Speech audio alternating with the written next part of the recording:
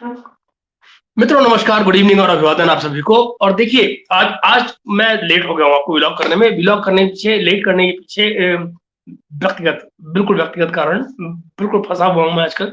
लेकिन उसके बावजूद आज का दिन इसलिए मेरे लिए महत्वपूर्ण है और मैं इतनी देर रात होने के बावजूद आपके साथ क्यों बात करना चाह रहा हूँ, क्योंकि आज वो तमाम बातें करने का वक़्त आ गया है, जो हम इतने दिनों से कल्मिनेशन की तरफ हमारी सारी गुफ्तगू जो अब तक की है वो जा रही है। वो ये कि आज़म खान आज़म खान जो पिछले लगभग डेढ़ 2 महीने से गायब थे, आपको याद होगा, मतलब 1 महीने से तो ऊपर हो गया उनको गायब हुए। उनके परिवार ने बताया था कि भई वो घर से किसी काम से निकले और फिर वो मिले ही नहीं कहीं। उनकी मिसिंग कंप्लेंट भी दर्ज है। और ये हम सबको हमें आपको सबको मालूम था कि आज़म खान कौन है। प्रिंसिपल सेक्रेटरी इमरान खान, जो इमरान खान प्राइम मिनिस्टर हुआ करते थे। उसके बाद इन्होंने ऑस्ट्रेलिया जाने की भी कोशिश की थी, पाकिस्तान से निकलने की। इनको इजाज़त नहीं मिली थी, इनको जाने की इजाज़त नहीं मिली थी। तो ज़ाहिर है कारण थे उनके भागने के यहाँ से, जिसलिए वो कोशिश कर रहे थे पाकिस्तान से निकल जाने की, वो नहीं जा पाए, उनको इजाज़त नहीं मिली थी।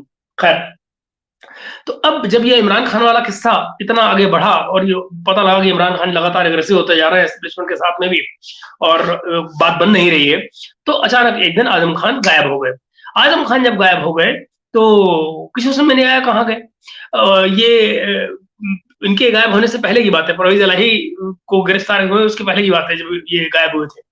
और ये पता था कि भाई इन कहाँ है, कौन लोगों ने इनको पकड़ा है, जो द बॉयज पकड़ा हुआ उन्होंने और निकलवा रहे हैं इनसे मामला, जब तक ये कोई न कोई अपनी गवाही देने पर राजी नहीं हो जाते। तो वही हुआ, अपनी जान बचाने के लिए, क्योंकि ज़ाहिर है ऑडियो आ चुकी थी आज़म खान की जिसमें वो साइफ़र वाला खेल चला रहे थे कि भई मैं ये रिपोर्ट दे दूँगा, मैं ये कह दूँगा कि साइफ़र में ये लिखा है, क्योंकि साइफ़र तो किसी ने डिसिफर किया ही नहीं।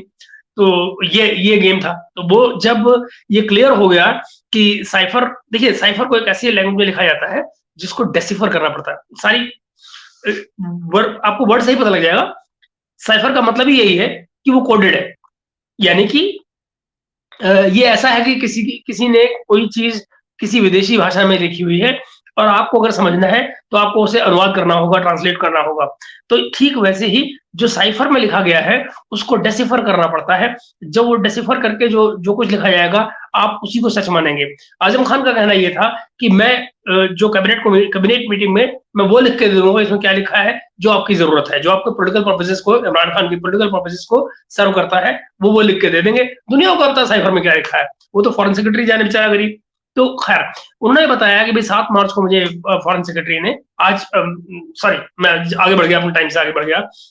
बात यहाँ आती है कि आज उन्होंने मजिस्ट्रेट के सामने पेश किया गया उनको, और उन्होंने 164 का बयान वहाँ दर्ज कराया। 164 के बयान का मतलब क्या हुआ कि उन्होंने मजिस्ट्रेट के सामने अपना जाकर बयान दिया है, जिससे वो मुकर नहीं सकते हैं, एक बात। दूसरी बात, ये बयान वो क्यों दे रहे हैं? क्योंकि ज़ाहिर है इससे कि भई वो अब एस्टेब्लिशमेंट के साथ में वादा माफ़ गवाह बन गए हैं, जहाँ पर उनको रियायत दे दी जाएगी बदले में इसके कि वो इमरान खान के खिलाफ वो गवाही दे दें जिसकी उनको ज़रूरत है, विद प्रूफ ऑब्वियसली। तो उसमें उन्होंने ये बताया है अपनी गवाही में कि भई 7 मार्च को मेरे पास फॉरेन सेक्रेटरी ने मुझे बताया कि उनके पास ये ऐसा-ऐसा साइफ़र आया है, और तो इसको प्राइम मिनिस्टर तक जाना होगा। उन्होंने कहा कि जी वर्बली जो है हमारे पास इन्फॉर्मेशन आई है, लेकिन वो जब साइफ़र आ गया और उन्होंने प्राइम मिनिस्टर को बताया कि भई ऐसे-ऐसे ये बताया गया है और आया है, तो उनको भई साइफ़र तुम मुझे दो और इसको हम वही ना जो है लेट्स प्ले विद इट, तो वो खेलने वाला सिलसिला उनको शुरू करना था। तो पॉलिटिकल पर्पसेज़ से उन्होंने उसको रख लिया पॉलिटिकल इस्तेमाल के लिए। और फिर आज़म खान का ये कहना है, सच गलत इमरान खान जाने और आज़म खान जाने। आज़म खान का ये कहना है कि मैं उनसे बाद में वो माँगता रहा साइफ़र कि भई वो रिकॉर्ड का हिस्सा है और वो रिकॉर्ड में लगना चाहिए, आपके पास ओरिजिनल है। तो प्राइम मिनिस्टर ने उसको कहा कि हाँ, हाँ, देते करते हैं, जो भी है। और फिर अचानक बोले मुझे ये पता लगा कि 28 तारीख को उन्होंने वहाँ पे जलसे में लहरा दिया उस साइफ़र को। तो मैंने उनसे अगले लगा कि भई अब तो आपने साइफ़र में लहरा दिया उसको, उसको ऐसे नहीं बाहर घूमना चाहिए। साइफ़र डॉक्यूमेंटेड अलग जो है वो चीज़ है, मतलब क्लासिफाइड चीज़ है, तो उसको हमारी फाइल में होना चाहिए अंदर। तो इमरान खान है, ओह! वो तो मैंने खो दिया, मुझे पता ही नहीं कहाँ है, गुम हो गया। तो बोले कि फिर this is how it is. तो अब इस बयान के साथ में इमरान खान के ऊपर सीधे-सीधे ऑफिशियल सीक्रेट एक्ट लागू हो जाता है। यानी एस्टेब्लिशमेंट ने एक ऐसा धांसू रास्ता निकाल लिया है इमरान खान को कैप्चर करने का कि जहां से इमरान खान के बचाव की कोई राह नहीं। ये वेल डॉक्यूमेंटेड है, टेलीविजन चैनल्स पर, हर एक न्यूज चैनल पर चला था, लाइव चल रहा था वो उनका स्पीच जिसमें वो साइफर लहरा रहे थे। 28 मेरे ख्याल से मार्च थी उस दिन। तो ये खेल फंस गया इमरान खान के गले पर। अब वाकई में बिल्कुल मजबूत किस्म का फंदा आ गया है जिससे उनके बचाव के कोई रास्ते नहीं है। सवाल ये कि उम्र कैद या फांसी, इतनी से सवाल है। इसमें से निकलने का उनको कोई चांस नहीं है। वो जस्टिफाई नहीं कर सकते कि अब वो साइफर को क्यों लेकर बाहर गए, क्यों जलसे में लेकर गए, और अगर गए तो कैसे खो दिया उन्होंने। ये स्टेट प्रॉपर्टी है, कोई तुम्हारे खालाजी का घर नहीं है, बीवी पीरनी का बनाया हुआ पुतला नहीं है तुम कहीं भी घुमाते रहोगे उसको। तो ये हुआ है खेल, यानी ये गए अब फंस। दूसरी तरफ आपको मालूम ही है कि तोशाखाना वाला केस चल रहा है। जमानतें अचानक लाहौर हाई कोर्ट ने इनकी जो है जो जो जो रियायतें मिला करती थी लाहौर हाई कोर्ट से इनको दनादन इमरान खान को, वो भी अब बंद हो गई। वहां लाहौर हाई कोर्ट का मूड बिल्कुल बदला हुआ है आजकल, खुदा जाने क्या, आजकल कोई जिन भी काम नहीं कर रहे। तो इरादा ये था कि समहाउ चीजें जल्दी से खत्म हो जाए और पहुंच जाए किसी तरह सुप्रीम कोर्ट में, ताकि अभी बंदयाल साहब बैठे हुए सितंबर तक, वो कोई जादूगरी कर देंगे हमें मेरे साथ में। वो अब नहीं होने जा रहा। दूसरी तरफ खुद बंदयाल साहब का मूड बदला हुआ है। बंदयाल साहब ने कल तक जो सिविल लिबर्टीज का झंडा उठाए फिर रहे थे, और बंदयाल साहब ये कह रहे थे कि मैं तो सिविलियंस का मिलिट्री कोर्ट में केस चलने नहीं दूंगा और नहीं चलना चाहिए उनके मुताबिक। अचानक आज 11:45 या 10:45 से लेकर 11:25 तक, 11:20 तक, बल्कि 35 मिनट तक जो अटॉर्नी जनरल है उन्होंने सिर्फ फोटोग्राफ्स दिखाए। कोई फाइल नंबर 2 है उनकी, जिसमें से उन्होंने उनको फोटोग्राफ दिखाए। और उस दिन के 9 मई के, जब वो सारा तमाशा इन्होंने इमरान खान ने वहां पर पूरे पाकिस्तान में बर्पा कर रखा था, और दिखाई दिया उसमें कि भाई कैसे मिलिट्री एस्टेब्लिशमेंट के जो अड्डे हैं, चाहे वो हवाई अड्डा हो उसका, मियांवाली का, या जिन्ना हाउस लाहौर वाला, ये सब पर उन्होंने तमाम हम लोग तस्वीर दिखाई। बल्कि यहाँ तो सो मच सो कि जिन्ना हाउस के अंदर जो मस्जिद बनी हुई थी उसका फोटो देखकर चीफ जस्टिस भी जरा हो गए, ओ मस्जिद में भी अटैक किया गया। तो मतलब ये सिलसिला आज चल निकला। और फिर उसके बाद में जो जहां पर नजर आ रहा है कि बंदयाल साहब जो है वो अपने रास्ता निकाल रहे हैं बीच वाली पतली गली से निकल जाने का, वहां उन्होंने ये छोड़ा ऑप्शन कि भाई क्या ऐसा हो सकता है कि जो जो जो गवर्नमेंट है वो मिलिट्री कोर्ट्स में जो जजमेंट दी जाए उनके खिलाफ अपील का हक जो है वो एक्यूज्ड को दिया जाए। एक दूसरा, उन्होंने तो इस पर जो आयशा मलिक है जो जज इस पैनल में इस बेंच में, उन्होंने ये कहा कि भाई नहीं, अपील के हक से क्या लोगों को उनका जस्टिस थोड़ी मिल जाएगा कि अपील का हक मिल गया। ये जो ट्रायल है वो कितनी फेयर होती है, तो उसमें न कोई रीजनिंग होती है, न कुछ होती है, न बताया जाता है कि भाई कोई सजा दी जा रही है तो क्यों दी जा रही है, क्या ग्राउंड्स हैं, उनकी रीजनिंग क्या है।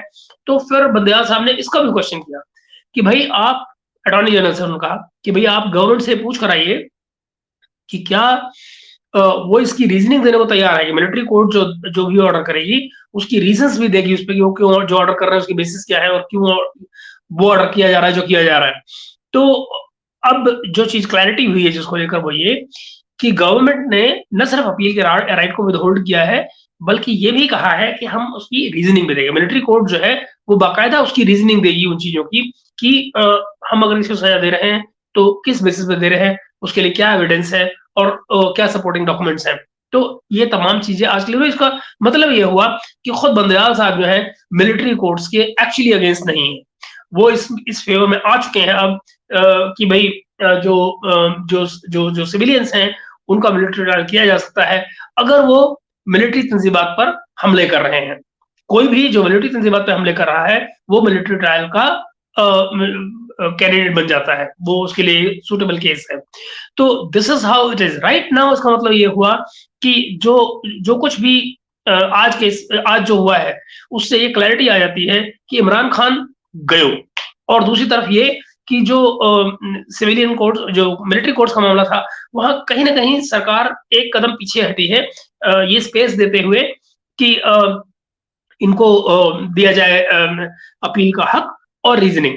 एक्चुअली जिन लोगों पर केस चलाया जा रहा है, उनके खिलाफ न सिर्फ रीज़निंग मौजूद है, बल्कि एविडेंस भी बहुत सारा मौजूद है। तो मुझे लगता है उनको रीज़न देने में कोई दिक्कत होने वाली थी नहीं इस केस में, and that is why they agreed कि ठीक है, आप इनसे जस्टिस बंदयाल को भी स्पेस मिल जाएगा, प्लेइंग स्पेस मिल जाएगा मैनूवर करने का, अपने आप को बचाने का, कि मैंने सिविलियन राइट्स के लिए ये तमाम चीज़ें इंश्योर की, और गवर्नमेंट वो सब करने की पोज़ीशन में है, या एस्टेब्लिशमेंट वो सब करने की पोज़ीशन में है, जो वो करना चाहती है। थिर्डली ये भी कि बाय द टाइम जजमेंट्स आ रही होंगी इन केसेस की, मिलिट्री कोर्ट्स की, आप पाएंगे बंदयाल साहब थैला उठा के घर जा चुके होंगे। सितंबर से पहले कुछ होने वाला नहीं। और वैसे भी उन्होंने कहा है कि अगर आप किसी को किसी भी वक्त के लिए, कितनी भी टेन्योर के लिए, अगर आप उसमें कैप्टिविटी में रख रहे हैं, मिलिट्री के लिए उन्होंने कहा है, तो आप कम से कम उनको सिविलियन जो उनके फैसिलिटीज हैं, कम से कम उनको वो दी जाए, जो उनको किसी भी नॉर्मल जेल में मिलती हैं। तो बात उसका इसका मतलब ये कि उनको टेन्योर पे प्रॉब्लम नहीं है कि आप उसको 2 महीने या 3 महीने कैप्टिविटी में रख रहे हैं, एज लॉन्ग एज आप उनको वो राइट्स दे रहे हैं या वो फैसिलिटीज दे रहे हैं जो उनको सिविलियन जेलों में मिलती हैं। तो बात खत्म हो गई। दैट मीन्स कि बंदयाल साहब ने कहा, टिंग, मैंने हाथ धोए, मैं चला, मेरी जान छोड़ो। तो और बंदयाल, जहां ये ऑफिशियल सीक्रेट एक्ट वाला है, यहाँ तो इमरान खान पक्का ही गए। याद रखिए, एज कितनी हो रही है? अरे हम 70 के आसपास पहुंचने वाले हैं। 10 साल अगर गए जेल में, तो 80 के हो गए, किसी काम के बचे नहीं, आम निचुड़ चुका है, कुछ नहीं हो सकता। दोबारा पॉलिटिक्स में आए या कुछ और करें, उम्मीद न करें। और वैसे भी अंदर खुराक कहाँ मिलेगी, माल कहाँ मिलेगा? तो वैसे ही आदमी लुढ़क जाए टाइम से पहले। तो एक ये हुआ। दूसरी तरफ मित्रों, मामला इलेक्शन का। दिन पर दिन मैं श्योर होता जा रहा हूं, जो बात मैं आपसे कहता आ रहा हूं, सरकार कुछ भी कह रही है कि नवंबर में इलेक्शन। पाकिस्तान के तमाम पत्रकार भी जोर लगा रहे हैं और कह रहे हैं नवंबर में इलेक्शन। मित्रों, मैं दिन पर दिन श्योर होता जा रहा हूं कि इलेक्शन नहीं हो रहा। क्यों? मौजूद है आपके सामने स्टेट गवर्नमेंट्स के। जब पिछली बार 2018 का इलेक्शन हुआ था, तो उस समय पर यह बात बड़ी क्लियर कही गई थी सुप्रीम कोर्ट से कि हमको वन टाइम एक्सेप्शन चाहिए, कि हम इस बार करंट सेंसस से करवा लें इलेक्शन, और अगला इलेक्शन जो होगा वो नई डिजिटल सेंसस के अंडर ही होगा। ये हुआ।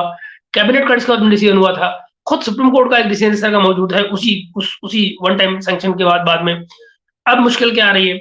अब मुश्किल आ रही है टेक्निकल, जहां सरकार जो है जो बहाना बना रही है। और वो टेक्निकल मुश्किल ये कि इमरान खान ने जो तुम्हारी वो जो पार्टी जो इन्होंने इस्तीफे दिए अपने नेशनल असेंबली से, तो नतीजा क्या हुआ कि वो पार्टी मेंबर्स कम हो गए। तो इनके पास करीब इस समय 10 मेंबर कम है 2/3 मेजोरिटी के लिए कंप्लीट। मतलब मैं सारी बात को कट शॉर्ट करते हुए बता रहा हूँ कि जो मेंबर्स इनके पास कम पड़ रहे हैं, जितने मेंबर को चाहिए उसमें लगभग 10 मेंबर कम पड़ रहे हैं। अगर आपको कोई कॉन्स्टिट्यूशनल अमेंडमेंट करना है या कुछ करना है, तो आपको 2/3 मेजोरिटी चाहिए। 2/3 मेजोरिटी के लिए जो मेंबर्स चाहिए आपको, वो इस समय जो अपोजिशन और पाकिस्तान रूलिंग क्लास मिलाकर 10 मेंबर कम पड़ रहे हैं। नतीजा ये उनका कहना है कि भाई हम फिर कॉन्स्टिट्यूशनल अमेंडमेंट नहीं कर सकते। कॉन्स्टिट्यूशनल अमेंडमेंट नहीं कर सकते तो फिर क्या करेंगे? फिर उनका मतलब नए सेंसस को कैसे लेकर आएंगे? दूसरी तरफ राणा सनाउल्लाह ये कह रहे हैं कि हम तो पुराना सेंसस से जा रहे हैं और हम तो इसको नोटिफाई नहीं करेंगे, करंट सेंसस जो आया हुआ है। तो अब आप जरा सोचिए, फाटा 2018 इलेक्शन के बाद में जब वो मिलाया गया था, फाटा को केपी में मिला दिया गया, मर्ज किया गया था, आपको याद होगा, जो तो इलाका, या इवन कराची के सेंसस को लेकर प्रॉब्लम्स थी। तो मित्रों, उन तमाम प्रॉब्लम्स को देखते हुए उस समय ये कहा गया था। अच्छा, अब देखिए, ये टोटल करीब बनता है 5 करोड़ के आसपास का नंबर, है ना? केपी वाला जो फाटा से यहाँ लाया गया था, उनमें अगर आप उस पुराने सेंसस से करवाते हैं, इसका मतलब हुआ कि उसमें से 5 में से लगभग 2 करोड़ वोट है। इसका मतलब 2 करोड़ वोटर्स को आप उनके फ्रेंचाइज से डिप्राइव कर रहे हैं, अगर आप उनको इस करंट सेंसस के जरिए नहीं कराते हैं, उनकी डिलिमिटेशन वगैरह करा के। अच्छा, जैसे तैसे अगर इस मामले को कल को आप इसको नहीं करते हैं और इस बात को लेकर और ये सरकार चली जाती है, केयर टेकर गवर्नमेंट आ जाती है। केयर टेकर गवर्नमेंट आने के बाद में इमेजिन कीजिए एक सिचुएशन कि आप ये कह रहे हैं कि साहब हम तो इसको सेंसस को लेकर, एक आदमी चला जाता है, कोई भी प्राइवेट सिटीजन या कोई ऑर्गेनाइजेशन, कोई भी सुप्रीम कोर्ट चला जाता है और वो चैलेंज कर देता है सीएम को कि साहब आप कैसे इलेक्शन करा सकते हैं अंडर, जब तक कि आप करंट सेंसस के अंडर नहीं करवा रहे हैं, क्योंकि ये फैसले आए हुए हैं और ये आपके कैबिनेट के फैसले हैं, ये आपके स्टेट्स के फैसले हैं और आप इतने सारे लोगों को उसकी फ्रेंचाइज से कैसे वंचित रख सकते हैं, डिप्राइव कर सकते हैं। तो फिर क्या होगा, मामला करेंगे कोर्ट में। और फिर चूंकि एक बार इलेक्शन डिले होना शुरू हुआ तो फिर क्या 4 महीने और क्या 4 साल, कोई नहीं जानता। आप समझ रहे हैं मेरी बात? डिले होना, मुझे कोई कोई मेरे दिमाग में कोई सवाल नहीं उठ रहा है इसको लेकर। मुझे लगता है कि गवर्नमेंट कैसे मैनेज कर सकती है, और अगर एस्टेब्लिशमेंट ये चाहती है कि उन्हें ये इलेक्शन डिले करना है, अमिताभ बच्चन को, अमिताभ बच्चन ही तो है पाकिस्तान की पॉलिटिक्स का, इमरान खान, तो इसको, इमरान खान को अलग करना है सारे मामलों से, तो फिर क्या किया जाए? यही एक तरीका बचता है। तो भाई क्या होगा अगर सरकार और एस्टेब्लिशमेंट सेम पेज पर नहीं आते हैं इलेक्शन को लेकर, जो कि नहीं लग रहा कि आ रहे हैं, तो फिर एक छल्ली को मार दी जाएगी कि लोग, या जाओ एक अपील कर दो, एक पिटीशन डाल दो सुप्रीम कोर्ट में और हो गया काम। तो मित्रों, मैं उस बात पर दिन श्योर होता जा रहा हूँ। मुझे अभी तक कोई गुंजाइश नहीं नजर आती कि मैं क्यों उस पर बैक ट्रैक करूँ अपनी बात पे, जो अब तक कहता रहा हूँ। मुझे अभी भी ये लगता है, बड़ा सीरियसली लगता है कि इलेक्शन नहीं हो रहा नवंबर में, ये बिल्कुल आगे जाएंगे, पक्का आगे जाएंगे।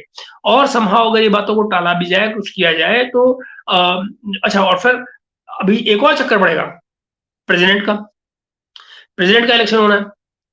उसके लिए आप कोरम कहां से लेकर आएंगे? क्यों? क्योंकि केपी में और पंजाब में इलेक्शन नहीं हुए अभी, तो उन लोगों को भी तो वोट करना है, तो उनका क्या? तो दैट मीन्स कि नया प्रेसिडेंट का चुनाव नहीं हो सकता। नए प्रेसिडेंट का चुनाव नहीं हो सकता, दैट मीन्स कि अलवी बैठा रहेगा अभी जब तक नया प्रेसिडेंट नहीं आता तो वो अपना केयर टेकर प्रेसिडेंट से बैठा रहेगा। This is getting, actually it's going haywire.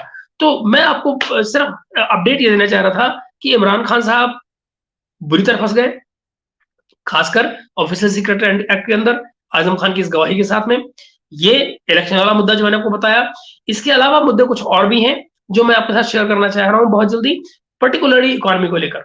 Economy को लेकर हालात उतने अच्छे नहीं है जैसे बताए जा रहे हैं, और आने वाला वक्त और भी, आपने सुना ही होगा ना, 40 वो झंडा, कितना, वो 50 फुट का झंडा, जो 500 फुट का पता नहीं कौन सा झंडा लगा रहे हैं वो, आई मीन कौन, खैर उनका मुल्क, उनका पैसा, कुछ ही करो, लेकिन हाँ, देखकर मनोरंजन का पूरा साधन है कि मतलब आप देखिए तो हंसी आती है कि अभी अभी आप मांग कर लेके आ रहे हैं पैसे मॉनेटरी फंड से, IMF से, और उसके बाद में उस पैसे का आप इस्तेमाल क्या कर रहे हैं? मतलब 1.25 करोड़ की एक फॉर्च्यूनर आती है पाकिस्तान में। इस समय DC लेवल के जितने लोग हैं, वो फ्यू हंड्रेड्स हैं पाकिस्तान में, उनको सबको फॉर्च्यूनर ग्रांट कर दी गई है, नई फॉर्च्यूनर मिलेगी उनको, 2023 मॉडल, 2.25 करोड़ की। एंड मैंने बताया कुछ हंड्रेड्स, फ्यू हंड्रेड्स, कुछ 100 लोग हैं जिनको मिलनी है, जो DCs हैं ओवरऑल पाकिस्तान में।